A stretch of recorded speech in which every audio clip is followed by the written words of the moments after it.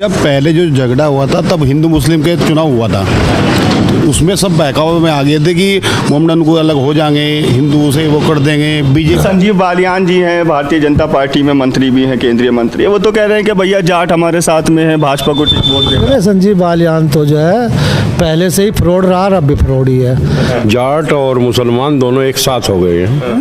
भाजपा की 6 की 6 हारेंगे अब का, क्यों? ये दंगों में निकले हुए थे।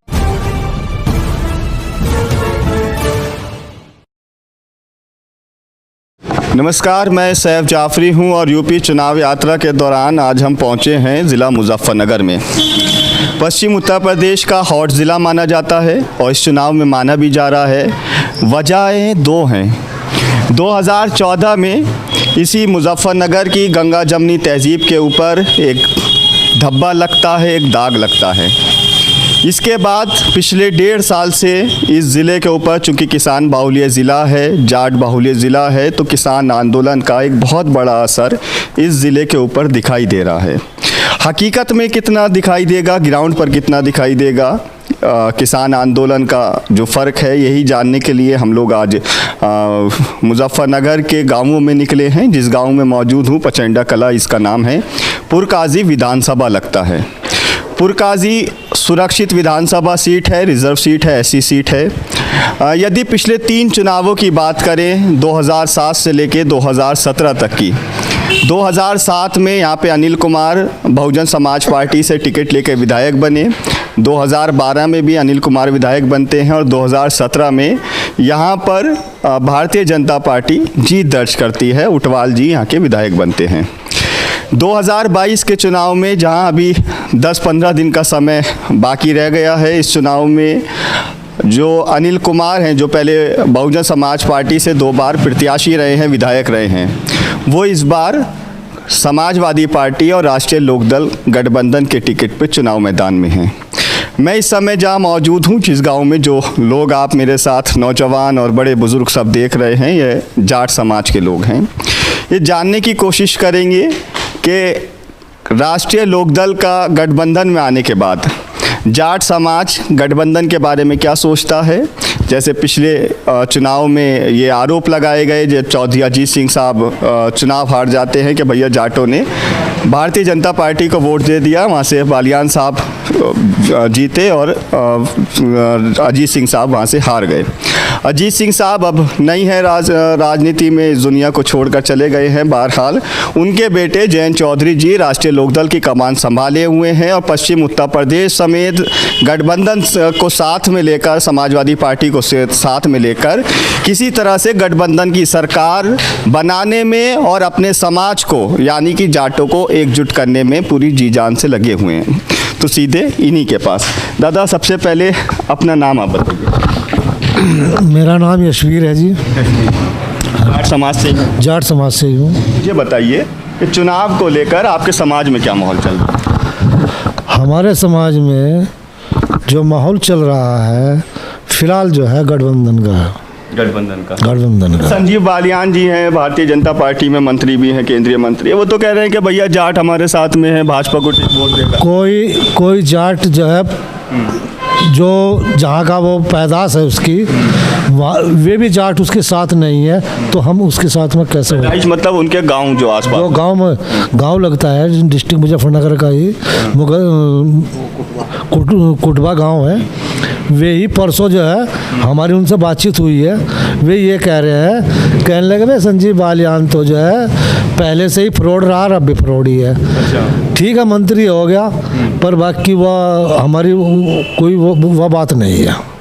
हाँ। मतलब पहले की तरह वोट अब जाटों की वोट जो है, कुटबी की भी, कुटबा कुटबी दोनों गांव एक साथ ही है, दोनों गांव की वोट जो है गठबंधन को ही जाएगी। चलिए सर, पहले अपना नाम आप बताइए।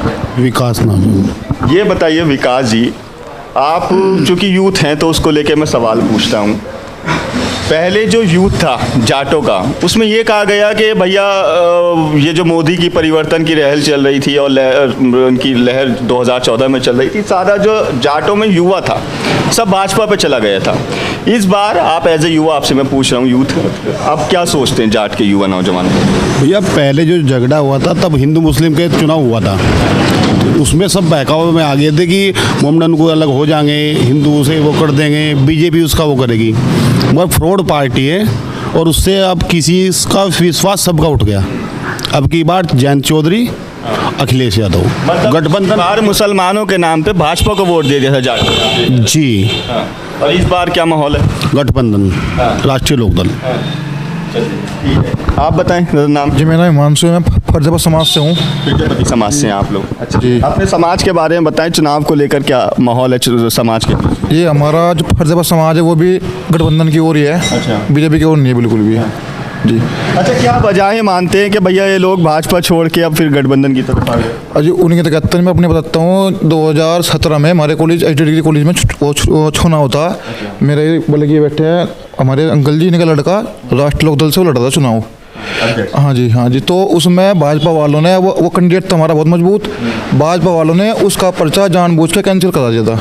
हद तक सरकार थी, उन्होंने पर्चा करवा कैंसिल, जो दूसरा कैंडिडेट था उसे वो कर देता, विजय कर देता कोशिश। हाँ जी। अच्छा। हाँ जी। तो वे तो युवाओं के साथ ही पहले से ऐसा काम करते आ रहे हैं, तो बताओ फिर उनके साथ युवा लग कहाँ से जाएगा जी? मतलब युवाओं के साथ ईमानदारी नहीं भाई भाजपा? नहीं, बिल्कुल नहीं, बिल्कुल नहीं है। हाँ जी। ठीक है। दादा ज़रा आप बताएं पहले, भाई वोट तो आप भी देते हैं, नाम बताएं पहले।